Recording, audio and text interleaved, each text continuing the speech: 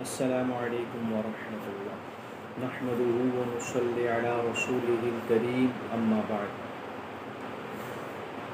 ایک بہت اہم سوال جو لوگوں کی طرف سے کیا جاتا ہے اور بہت اہم سوال ہے وہ یہ کہ شریعت اور قرآن ہمیں بتاتا ہے کہ عورتوں کی گواہی مرد کے مقابلے میں نصف ہے، یعنی 2 عورتوں کی گواہی ایک مرد کے برابر ہے۔ تو قرآن نے اس طرح کا حکم کیوں دیا ہے، اس کی کیا وجہ ہے؟ سب سے پہلے ہم یہ طے کر لیتے ہیں کہ اس سوال کا جواب ہمیں کس کو دینا ہے۔ تو 2 طرح کے لوگ ہیں، بعض وہ جو اللہ کو مانتے ہیں، بعض وہ جو خدا کے منکر ہیں یعنی ملحد ہیں۔ تو جو خدا کا منکر ہے وہ ہمارا مخاطب نہیں ہے، کیونکہ اس سے ہمارا یہ جھگڑا نہیں ہے کہ عورت کی گواہی نصف کیوں ہے، اس سے ہمارا جھگڑا خدا کے وجود کے بارے میں ہے۔ تو پہلے ہم اس سے اس سوال کا جواب دے دیں، باقی جزئیات کی تفصیلات اور حل بعد میں کر لیں گے۔ تو رہ گئے وہ لوگ جو خدا کو مانتے ہیں۔ اب جو خدا کو مانتے ہیں وہ یہود بھی ہیں، وہ نصارہ بھی ہیں، وہ مسلمان بھی ہیں۔ جہاں تک یہود کی بات ہے تو مولانا عبد الماجد دریا آبادی رحمہ اللہ تفسیر ماجدی میں لکھتے ہیں کہ یہود کا قانون یہ ہے کہ وہ کسی معاملے میں بھی عورت کی گواہی کو معتبر نہیں سمجھتے۔ اور جہاں تک نصارہ کی بات ہے تو انجیل ہمیں بتاتی ہے، قرنتھیون چیپٹر 11 کی کئی ساری آیات اور ورسز میں یہ لکھا ہوا ہے کہ مرد عورت کا سربراہ اور سرپرست ہے۔ ان آیات میں یہ بھی لکھا ہوا ہے کہ عورت مرد کے لیے پیدا کی گئی ہے، مرد عورت کے لیے پیدا نہیں کیا گیا۔ ان آیات میں یہ بھی لکھا ہوا ہے کہ عورت کو چاہیے کہ اپنے سر پر محکومیت کی علامت لگائے رکھے، یعنی وہ اپنے سر پر اس بات کی علامت لگائے کہ وہ محکوم اور مرد کی تابع ہے۔ اسی طرح پولس یعنی سینٹ پال اپنے خط میں لکھتا ہے، میں اس بات کی اجازت نہیں دیتا کہ عورت مرد پر حکم چلائے، بلکہ اسے چاہیے وہ خاموش رہے اور کامل تابع داری کا ثبوت دے۔ تو ان آیات کو اور یہود کے قانون کو نقل کرنے کی وجہ یہ ہے کہ یہود اور نصارہ بھی ہمارے مخاطبین نہیں ہیں، کیونکہ انہیں چاہیے پہلے وہ اپنا مسئلہ حل کر لیں پھر اسلام پر اعتراض کرنے لگیں۔ اب رہ گئے مسلمان جو خدا کو مانتے ہیں۔ اب مسلمان کی بھی 2 قسمیں ہیں۔ بعض وہ ہیں جو سوال اس بنیاد پر کرتے ہیں کہ ان کا مقصد صرف اور صرف اعتراض ہوتا ہے، سمجھنا مقصد نہیں ہوتا، تو حقیقتاً وہ بھی ہمارے مخاطبین نہیں ہیں۔ لہٰذا ہمارے مخاطبین ہمارے وہ مسلمان بھائی ہیں جنہیں حقیقتاً اس مسئلے پر شبہ پیش آ گیا ہے، اس مسئلے کے سمجھنے میں الجھن پیش آ گئی ہے، ہم ان کو اس سوال کا جواب دیں گے۔ تو جب ہم اپنا مخاطب طے کر چکے تو اب ہم بات کو آگے لے جاتے ہیں۔ مسئلہ شہادت گواہی کا ہے۔ سب سے پہلے ہم یہ طے کر لیتے ہیں کہ شریعت کے اندر شہادت کی حیثیت، شہادت کا رتبہ کیا ہے۔ تو شہادت ایک عبادت ہے۔ یہ عبادت کیسے ہے؟ جہاں اللہ تعالیٰ شہادت کا ذکر کرتے ہیں وہاں الفاظ اس طرح کے استعمال کرتے ہیں، وَأَقِیمُوا الشَّهَادَةَ لِلَّهِ، اللہ کے لیے گواہی کو قائم کر دو۔ اور اللہ تعالیٰ جہاں نماز کا ذکر کرتے ہیں وہاں فرماتے ہیں وَأَقِیمُوا الصَّلَاةَ، نماز کو قائم کرو۔ جو لفظ اللہ تعالیٰ نماز جیسی اہم عبادت کے لیے استعمال کرتے ہیں یعنی اقیمو، وہی لفظ شہادت کے لیے بھی استعمال کرتے ہیں، وَأَقِیمُوا الشَّهَادَةَ، اور آگے یہ بھی بتاتے ہیں کہ شہادت کس کے لیے ہوگی؟ للہ، شہادت اللہ کے لیے ہوگی۔ جس طرح تمام عبادات اللہ کے لیے ادا کی جاتی ہے تو شہادت جو ایک عبادت ہے وہ بھی اللہ کے لیے ادا کی جائے گی۔ جب ہم اس کا مرتبہ اور درجہ طے کر چکے کہ یہ ایک عبادت ہے، تو اب ہم دیگر عبادات کے ساتھ اس کو جوڑتے ہیں، اور ہم دیکھتے ہیں کہ شریعت عبادات کا جو حکم دیتی ہے تو مرد کو کس درجے کا حکم دیا گیا ہے اور عورت کے ساتھ کیا معاملہ کیا گیا ہے۔ تو جب ہم نماز کو دیکھتے ہیں جو ایک اہم ترین عبادت ہے، تو اس کا معاملہ عورت کے ساتھ بہت نرم رکھا گیا ہے۔ ہم یہ بات جانتے ہیں کہ عورت اپنے مخصوص ایام میں نماز نہیں پڑھتی، اللہ تعالیٰ نے اسے رخصت اور سہولت دے رکھی ہے کہ ان ایام میں تم پر نماز معاف ہے، اور اس کی قضا کا حکم بھی نہیں دیا گیا۔ تو نماز جیسی اہم عبادت کے اندر گویا عورت مرد کے مقابلے میں نصف ہے کہ اس کو شریعت نرمی دیتی ہے، رخصت دیتی ہے۔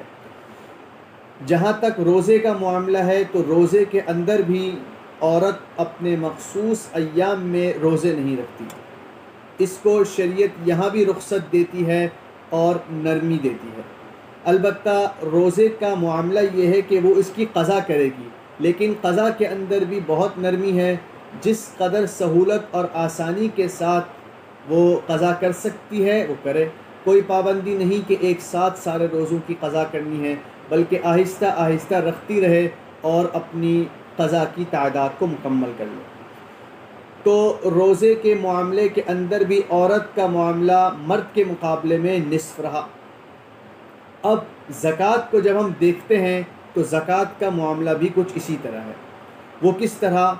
اللہ تعالیٰ نے مرد کو یہ حکم دیا ہے کہ تم باہر جاؤ گے اور کما کر لے کے آؤ گے، تمہارے اوپر تمہاری بیوی کا خرچہ بھی ہے، بچوں کا خرچہ بھی ہے، تو کما کر لاؤ، بیوی کو رہائش بھی دو اور اس کی ضروریات بھی پوری کرو۔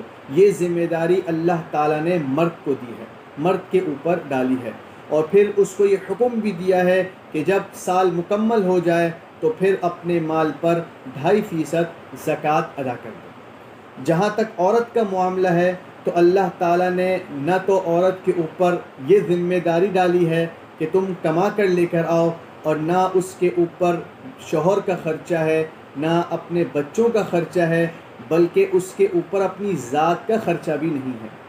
بلکہ عورت کے ساتھ تو معاملہ یہ ہے کہ جب اس کی شادی نہ ہوئی ہو تو اس کی ذمہ داری اس کے باپ پر ہے، جب اس کی شادی ہو جائے اور وہ اپنے شوہر کے گھر آ جائے تو اس کی ذمہ داری شوہر کے اوپر ڈال دی گئی کہ تم اس کی ضروریات پوری کرو، اور پھر اس کی اولاد کے اوپر اس کی ذمہ داری ڈال دی گئی۔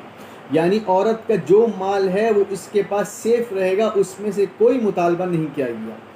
ہاں، سال جب مکمل ہوگا تو اس کو بھی حکم یہ ہے کہ یہ زکوٰۃ دے گی، لیکن دونوں کے معاملے کو دیکھیں تو عورت کے ساتھ نرمی ہے کہ اسے اپنا مال کسی کے اوپر خرچ نہیں کرنا، بس زکوٰۃ ادا کرنی ہے۔ تو اس طرح دیکھا جائے تو زکوٰۃ کے اندر بھی عورت کا معاملہ مرد کے مقابلے میں نصف اور آدھا ہے۔ اب ہم حج کی طرف چلتے ہیں تو حج جیسی عظیم الشان عبادت کے اندر بھی عورت کے ساتھ بہت سہولت اور نرمی والا معاملہ کیا گیا ہے۔ وہ اس طرح کہ اگر عورت کروڑ پتی ہو لیکن اس کے ساتھ اس کا محرم نہ ہو جو اس کے ساتھ حج پر جا سکے، تو اللہ نے ایسی عورت پر حج کو لازم بھی نہیں کیا۔ اور مرد کے معاملے کو دیکھا جائے تو بس اس کے پاس مال ہونا چاہیے، چاہے وہ تنہا ہی کیوں نہ ہو، اسے حج کرنا ہوگا۔ لیکن عورت کے ساتھ اللہ تعالیٰ نے اس معاملے کے اندر بھی نرمی اور رخصت کی ہے۔ تو جب ہم ان ساری عبادات کو دیکھتے ہیں تو ہم اس نتیجے پر پہنچ جاتے ہیں کہ جتنی عبادات اللہ نے لازم کی ہیں اس کے اندر عورت کا معاملہ مرد کے مقابلے میں نصف اور رخصت والا ہے۔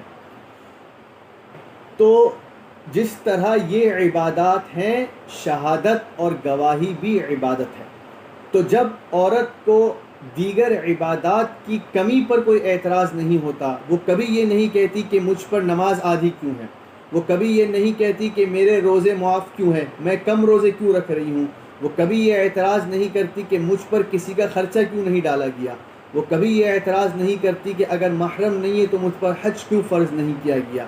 وہ ان تمام رخصتوں کو وہ ان تمام نرمیوں کو بسہولت بخوشی قبول کرتی ہے، لیکن جب شہادت اور گواہی کا معاملہ آتا ہے تو اسے یہ اعتراض پیدا ہو جاتا ہے کہ میری گواہی نصف کیوں ہے۔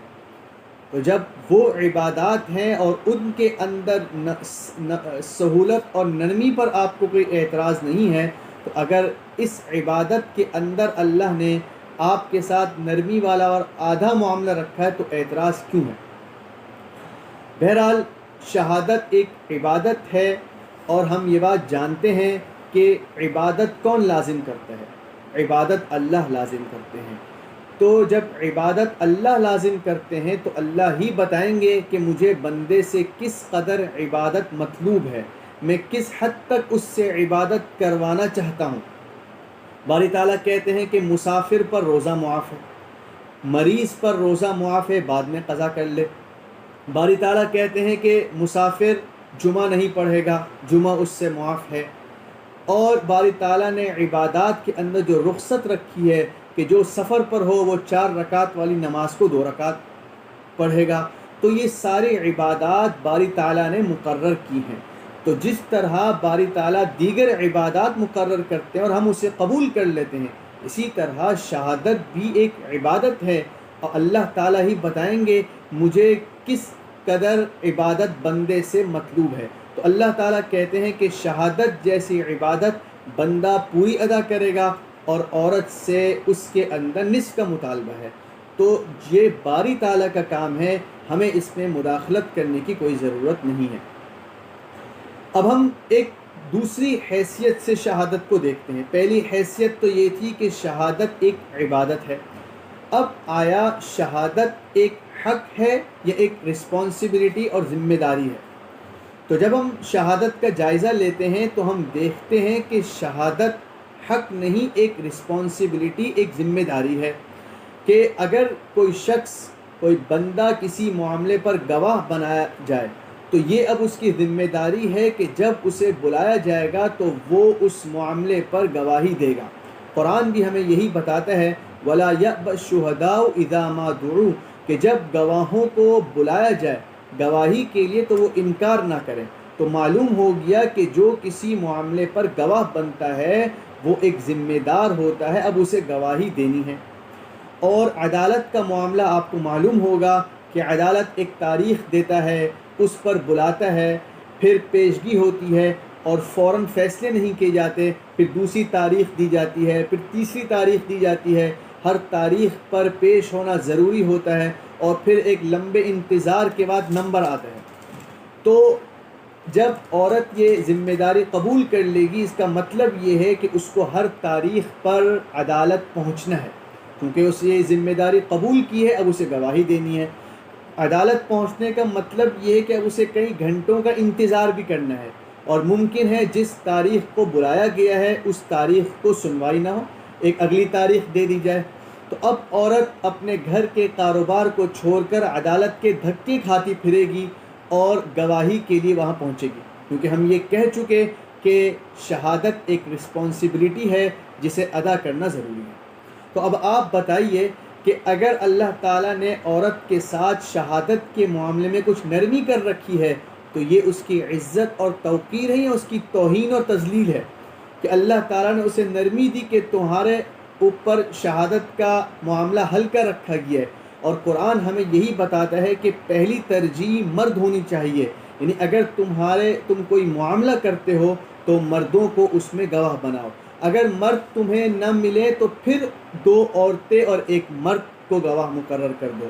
تو یہاں پر پہلی ترجیح مرد کو دی گئی ہے تاکہ یہ عدالت کی جو معاملات ہے اس کی جتنے جھمیلے ہیں وہ مرد اٹھائے، وہ تاریخوں پر پہنچے، وہ انتظار کرے اور عدالت پہنچے گواہی دے۔ اور عورت کے ساتھ نرمی کی گئی کہ تم گھر میں بیٹھو، اگر کوئی ایسا معاملہ ہو جائے کہ مرد میسر نہ ہو تو پھر تمہیں گواہ بنایا جائے گا، پھر تمہیں عدالت پہنچنا ہوگا۔ تو آپ یہ بتائیے کہ اللہ تعالیٰ نے عورت کی کتنی عزت اور اکرام کیا ہے کہ اس کے ساتھ رخصت والا معاملہ کیا ہے۔ تو ہمیں اس رخصت کو بخوشی قبول کرنا چاہیے کہ یہ اللہ کی حکمتیں ہیں جو اللہ نے ہمیں بتائی ہیں۔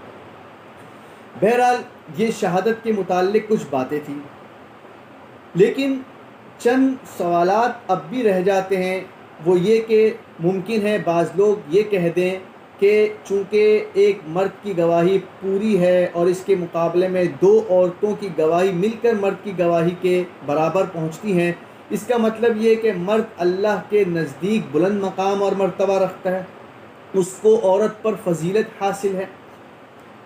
اور دوسرا سوال یہ پیدا ہو سکتا ہے، وہ یہ کہہ دیں کہ مرد کی گواہی چونکہ مکمل ہے عورت کے مقابلے میں، تو اسلام نے برابری کا، ایکویلنسی کا معاملہ نہیں کیا بلکہ ایکویلنسی کے اصول توڑے ہیں۔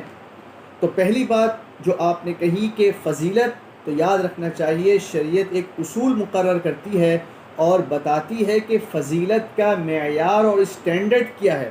قرآن ایک اصول بتاتا ہے، ان اکرمکم عند اللہ اتقاکم، تم میں اللہ کے نزدیک معزز اور محترم وہ ہے جو اللہ سے ڈرنے والا ہو، تقوی اختیار کرنے والا ہو۔ تو اسٹینڈرڈ اور معیار فضیلت وہ تقوی ہے، چاہے وہ عورت ہو چاہے وہ مرد ہو، چاہے وہ مکمل گواہی والا ہو چاہے وہ نصف گواہی والا ہو، اللہ کے یہاں فضیلت کا معیار تقوی ہے۔ ادنا درجے کا آدمی بھی ہوگا لیکن اللہ سے ڈرنے والا ہوگا، وہ اللہ کے نزدیک معزز ہوگا۔ تو جب ہم یہ بات سمجھ گئے کہ شریعت ایک اصول بتاتی ہے فضیلت کا اور وہ تقوی ہے، تو اب یہ اشکال دور ہو جانا چاہیے کہ چونکہ مرد کی گواہی مکمل ہے تو وہ اللہ کے نزدیک فضیلت رکھتا ہے، ایسا بالکل نہیں ہے۔ دوسرا سوال جو بنتا ہے وہ یہ کہ شریعت نے ایکویلنسی اور مساوات کے اصول کو توڑ دیا کہ عورت کی گواہی کو نصف بتایا، مرد کی گواہی کو مکمل بتایا۔ تو بات سمجھنا چاہیے معاملات کئی طرح کے ہوتے ہیں۔ بعض معاملات ایسے ہوتے ہیں جو مرد سے متعلق ہوتے ہیں، وہ مرد کا ڈپارٹمنٹ ہوتا ہے، وہ مرد کے ساتھ خاص ہوتے ہیں، اس سے مرد کا ان کے ساتھ معاملہ زیادہ پڑتا ہے۔ اور بعض معاملات ایسے ہوتے ہیں جو عورت کے ساتھ مخصوص ہوتے ہیں، وہ عورت کے ڈپارٹمنٹ ہوتے ہیں۔ تو اب آپ دیکھیے کہ یہ جو معاملہ ہے جس کے اندر قرآن بتاتا ہے کہ عورت کی گواہی نصف ہوگی مرد کے مقابلے میں، یعنی دو عورتیں مل کر ایک مرد کے برابر پہنچیں گی، تو وہ ایسے معاملات ہیں جو مرد کے ساتھ خاص ہیں، اور بعض ایسے معاملات ہیں جو عورت کے ساتھ خاص ہیں۔ اب آپ دیکھیے شریعت نے مرد کو ذمہ دار بنایا ہے، کفیل بنایا ہے، یہ میں ذکر پہلے بھی کر چکا کہ مرد پر اللہ تعالیٰ نے لازم کیا ہے کہ تم کمانے جاؤ گے اور اپنے گھر والوں کی، اپنی بیوی کی، اپنے بچوں کی ضروریات کو پورا کرو گے۔ تو سمجھ میں آ گیا کہ کمانے کا تعلق، مالی معاملات کا تعلق، قرض کے لین دین کا تعلق مرد کے ساتھ ہے، عورت ان معاملات میں زیادہ انوالو نہیں ہوتی۔ تو چونکہ یہ اس طرح کے معاملات تھے جو مرد کے ساتھ تعلق رکھتے تھے، تو ان معاملات کے اندر اللہ تعالیٰ نے عورت کو انوالو تو کیا لیکن اس کی گواہی کو نصف کر دیا، اور بتایا کہ چونکہ یہ معاملات عورت مرد سے زیادہ قریب ہیں تو مرد کی گواہی کو زیادہ ترجیح ہوگی، اگر مرد نہ ملے تو پھر عورت کو گواہ بنا دیا جائے۔ تو اس سے یہ ہرگز نہیں اشکال پیدا ہوتا کہ شریعت نے مساوات اور ایکویلنسی کے اصول توڑ دیے، کیونکہ آپ ان معاملات کو دیکھیں جو عورت کے ساتھ خاص ہیں، مثلا اس کے ایام کا معاملہ ہے، مثلا نسب کا معاملہ ہے، مثلا عدت کا معاملہ ہے، اور اسی طرح رضاعت یعنی دودھ پلانے کا معاملہ ہے۔ ان تمام معاملات کے اندر ایک عورت کی گواہی بھی قابل قبول ہے۔ تو اب آپ دیکھیے کہ جو عورت کا ڈپارٹمنٹ تھا وہاں عورت کی گواہی قابل قبول ہے، بلکہ ایک عورت کی گواہی بھی قابل قبول ہے، اور ان معاملات کے اندر مرد کو بالکل انوالو نہیں کیا گیا۔ اور جبکہ ان معاملات کو دیکھا جائے جو مرد کے ساتھ خاص ہے تو وہاں عورت کو کچھ نہ کچھ مداخلت کا موقع دیا گیا۔ تو یہاں تو مرد کو اعتراض کرنا چاہیے تھا کہ جو معاملات ہمارے ساتھ خاص ہیں اس میں تو عورت کو کچھ نہ کچھ حصہ مل گیا کہ اگر مرد نہ ملے تو عورتوں کو گواہ بنا دو، لیکن جو معاملات عورت کے ساتھ مخصوص ہے ہمیں تو اس میں بالکل حصہ نہیں دیا گیا، بلکہ ایک عورت کی گواہی ہی قابل قبول قرار دے دی گئی۔ تو اس سے یہ بات معلوم ہو جاتی ہے یہ اعتراض کی جگہ نہیں ہے، نہ مرد کو اس پر اعتراض کرنے کا کوئی حق ہے نہ عورت کو، کیونکہ اللہ تعالیٰ اپنے بندوں کے حالات سے واقف ہیں۔ الا یعلم من خلق، بھلا جس نے پیدا کیا وہ اپنے مخلوق کے حالات کو نہیں جانتا؟ بخوبی اللہ جانتے ہیں. یہی وجہ ہے کہ جو معاملات عورت سے متعلق تھے وہاں عورت کی گواہی کو قبول کر لیا، اور جو معاملات مرد سے متعلق تھے وہاں مرد کو اختیار دیے کہ تم گواہ بن جاؤ. تو اس سے پتہ چل گیا کہ اس شہادت کے مسئلے سے یہ بات ہرگز نہیں نکلتی کہ شریعت نے اس کے اندر مساوات و ایکویلنسی کے اصول اختیار نہیں کیے، بلکہ ہمیں معلوم ہو گیا کہ در حقیقت معاملات کی کچھ مختلف قسمیں ہوتی ہیں جن کو اللہ تعالیٰ نے اپنے مخلوق پر تقسیم کر رکھا ہے، اور اللہ تعالیٰ اپنے مخلوق کے حالات کو بخوبی جانتے ہیں، اور وہ اپنی حکمت کی بنیاد پر ان معاملات کو تقسیم کرتے ہیں. تو بہرحال یہ شہادت کا ایک مسئلہ تھا جو بیان کیا گیا. اس سے یہ بات سمجھ میں آ جاتی ہے کہ ہمیں اس پر بالکل اشکال نہیں ہونا چاہیے، بلکہ ہم اللہ کی تقسیم پر راضی رہیں کہ اللہ تعالیٰ نے اپنے بندوں کو پیدا کیا اور ان کے مناسب کام ان کے ذمے لگا دیے. عورت کو بھی ایک مقام دیا، مرد کو بھی ایک مقام دیا، اور دونوں کے درمیان عدل اور انصاف کے اصول اختیار کیے. میں اسی پر اکتفا کرتا ہوں. وما علینا الا البلاغ المبین.